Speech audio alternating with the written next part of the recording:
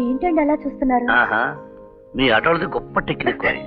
Switch on చేసేస్తారు, ఏమీ ఎరగనట్టు అలా చూస్తూ ఉంటారు. స్విచ్చా? అక్కడే ఉందే, నేనెక్కడ ఆన్ చేశాను? నీ కళ్ళతోనే ఆన్ చేశావు.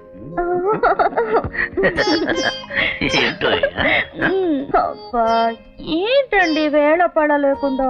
వేళాపడ ఆ భోజనానికి కానీ ఈ భోజనానికి కాదు. వంట చేసుకోవద్దు, ఉండండి. వంట తర్వాత చేసుకుందాం. ఈ రోజు మ్యాట్నియా ఫస్ట్ షోనా? మ్యాట్ని లేదు, ఫస్ట్ షో లేదు. ఈవేళ కరెంట్ కట్టు. అయితే జనరేటర్ ఆన్ చేద్దామా? పాడు వదలండి. ఈ రోజు నీకోసం మంచి బహుమతి తీసుకొచ్చాను. ఏమిటో చెప్పుకో చూద్దాం. మల్లెపూలు కాదు, ఆకాశంలో విహారం చేసే డింగుటికు. ఏంటబ్బా చెప్పండి. మతిలేని శ్రీమతి. అరే, విమానం టికెట్ ఎక్కడికి? ఢిల్లీకి. భరతనాట్యం పోటీల్లో పాల్గొనడానికి వెళ్ళాలి కదా. మరి ఒక్క టికెట్ తెచ్చారు మీకు? రాత్రి పగలు కష్టపడి ఒక బొమ్మ గీసిస్తానంటే వాళ్ళు ఇచ్చిన అడ్వాన్స్ తో ఆ టికెట్ కొన్నాను. మిగతాది ఇదిగో నీ ఖర్చులకి. మీరు రాకపోతే నేను వెళ్ళను. సరస్వతి, నా మాట విను. నీ జీవితాశయం నెరవేరాలంటే నువ్వు వెళ్ళక తప్పదు. ఇద్దరం వెళ్ళడానికి మన ఆర్థిక స్తోమత. నాకు ముఖ్యం మీరే గాని నాట్యం కాదు.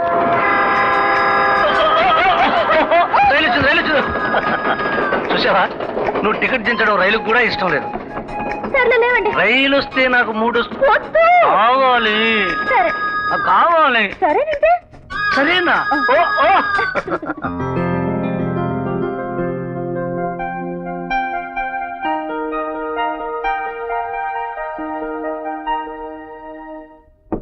ఎక్కడికి రా? రవివర్మ గారు భార్య ఢిల్లీ వెళ్తున్నారంటే 5 గంటలకు కూర్చోమన్నారండి. ఆయన మంచి మూడ్ లో బొమ్మ గీస్తున్నాడు, నేను చెప్తా వెళ్ళు.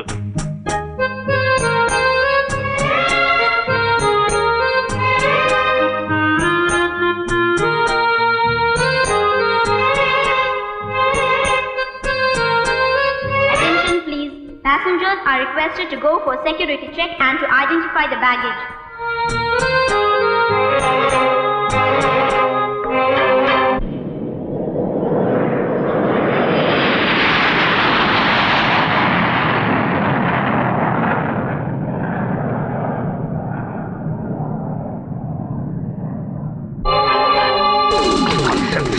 అదేమిటి గీసన్ బొమ్మను ఖరాబ్ చేశావు? మీరు చేసిన పని ఏంటి సార్? నేను వస్తాను, నా భార్య ఎయిర్పోర్ట్ లో ఆస్తో ఎదురు చూసుంటుంది. ఎయిర్పోర్ట్ నుంచి తిరిగి వచ్చాక బొమ్మ పూర్తి చేసేవాడిగా. ఐఎమ్ సారీ, నా మూడంతా పాడు చేశారు. ఆవిడేదో మళ్ళీ రానట్టు బాధపడతానే. ఇప్పుడే అందిన వార్త. ఈ రోజు హైదరాబాద్ నుంచి ఢిల్లీ వెళుతున్న విమానం టేకాఫ్ అవుతూనే కూలిపోయింది. క్రూతో సహా మొత్తం 200 మంది ప్రయాణికులు ప్రమాదంలో మరణించి ఉంటారని అనుమానిస్తున్నారు. చనిపోయిన వారి వివరాలు: డేవిడ్, చక్రధర్రావు, మొహమ్మద్ జానీ, కుమారి లీలావతి, శ్రీమతి సరస్వతి, రవివర్మ.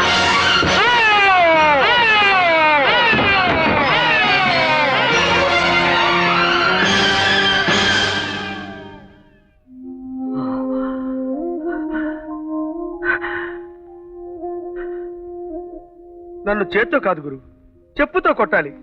నిన్ను అపార్థం చేసుకున్నాను. నీ దేవత బొమ్మ గీసిచ్చావనుకోలేదు. చనిపోయిన సరస్వతి బొమ్మతో వాళ్ళు ఎంత ప్రయత్నించినా బ్రతుకున్న వాణిని పట్టుకోలేరు. అందుకే ఆ పని చేశాను. అయితే అసలు వాణి ఎలా ఉంటుందో నీకు తెలియదన్నమాట. తెలుసు, ఆ బొమ్మ కూడా గీశాను.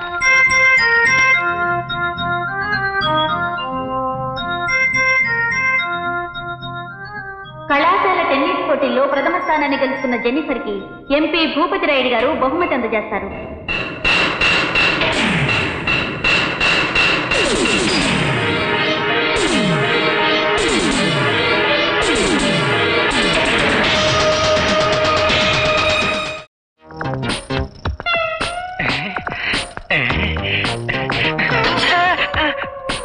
సారీ. Oh God.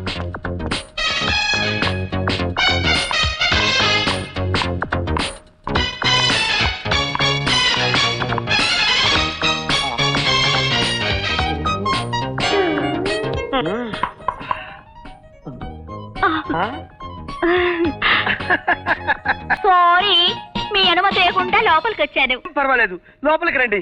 నాకు శ్రీమతి లేదులే. నీ పేరేంటి కుట్టి? నా పేరు మహేజా. ఆహా, మీ అక్క పేరు పాకీజానా? ఓ కరెక్ట్ గా చెప్పేశారు. ఎంతైనా గొప్ప చిత్రకారులు కదా. ఇది నన్ను రవివర్మ అనుకుంటున్నట్టుంది. రవివర్మ గారు, మీతో బొమ్మ గీయించుకోవాలని ఆరాట పడుతున్నాను. గీయడానికి మీరేం తీసుకుంటారు? బస్టుకి ఎంత, ఫుల్లుకి ఎంత? అది టేస్ట్ ని బట్టి ఉంటుంది. పెన్నుతో ఎంత, పెన్సిల్ తో ఎంత, ఆయిల్ తో ఎంత? అది టేస్ట్ ని బట్టి ఉంటుంది. ఇలా ఎదురుగా కూర్చుంటే గీసేస్తారా? అది పోజును బట్టి ఉంటుంది. ఓ, ఈ ఫోజా, ఏ ఫోజా, ఏ ఫోజా? అమ్మో, ఇట్టా పోజులు ఇస్తే బొమ్మ ఎట్లా గీస్తారు తల్లి? తల దిమ్మ తిరిగిపోతుంది అమ్మో. గురు ఏయ్, పేరు రవివర్మ కదా, వంకాయ అంటే పరిగెత్తడేమిటి? ఓ, నిక్ నేమ్ కాబోలు. నేను అలాగే పిలుచుకుంటా. వంకాయ్, నాకు నచ్చిన కాయ్. ఏంటి గురు ఇక్కడ వాణి బొమ్మలు ఏమైందిరా? ఇక్కడే ఉండాలి. ఇక్కడే ఉంటే ఏమైందిరా? కనిపించలేదే? ఆ భూపతి పరిశ్రమ తీసుకెళ్లారేమో.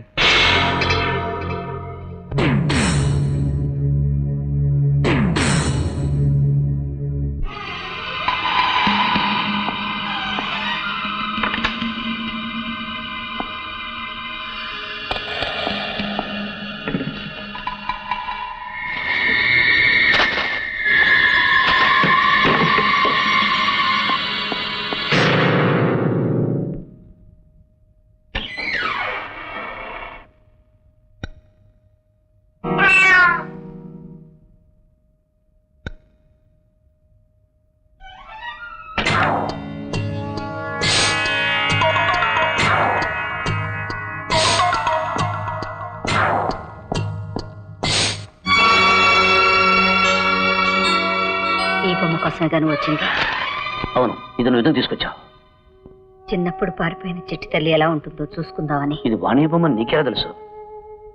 నేను బొమ్మ గీయొద్దన్నా నువ్వు గీసిచ్చావు. అనుమానంతో నీ వెనకే వచ్చాను. నీ స్నేహితుడితో నువ్వు చెప్పిన నీ గతం గురించి విన్నాను. చచ్చిపోయిన నీ భార్య బొమ్మ గీసిచ్చావని తెలుసుకున్నాను. మా వాణమ్మకి ఏ ప్రమాదం రాదని తెలిసి సంతోషించాను. భూపతిరాయుడు సొంత చెల్లెలు కూతురు కదా, మరి ప్రమాదం ఏమిటి?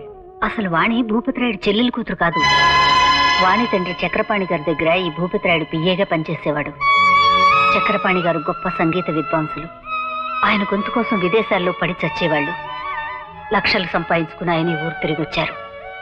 అప్పుడు రోజు భూపతిరాయుడికి దుర్బుద్ధి పుట్టింది.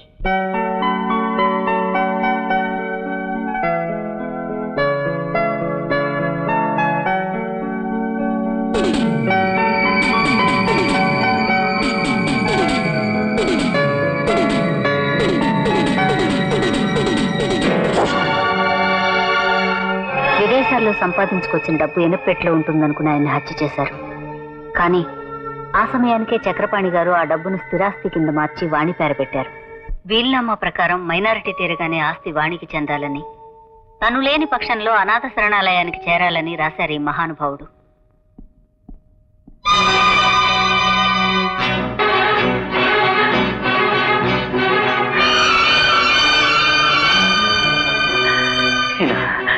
ఈయనే రోడ్డు మీద పిచ్చికి తిరిగేసుకుంటున్నా నన్ను బ్రహ్మను చేసిన మహానుభావుడు. కొంచెం పట్టించింది, కంచంలో ఇల్లు వెతుకు తినడానికి అవకాశం కల్పించింది ఈయనే. నెలలా మనాడు వచ్చే తప్ప ఆయన ఎక్కుంటాడో నాకు తెలిసేది కాదు. రుణం తెచ్చుకుందాం అనుకుంటే మనిషి ఆచూకీ తెలియలేదు. భగవంతుడు ఈ విధంగా ఆయన రుణం తెచ్చుకునే అవకాశాన్ని నాకు కల్పించాడన్నమాట. పర్వతం గారు, వాణి ఎక్కడున్నా కనిపెట్టి ఆస్థానం చెందేలా చేస్తాను. ఆ విధవల అస్థికలు గంగలో కలవకుండా శ్మశానంలో కలిసేలా చేస్తాను.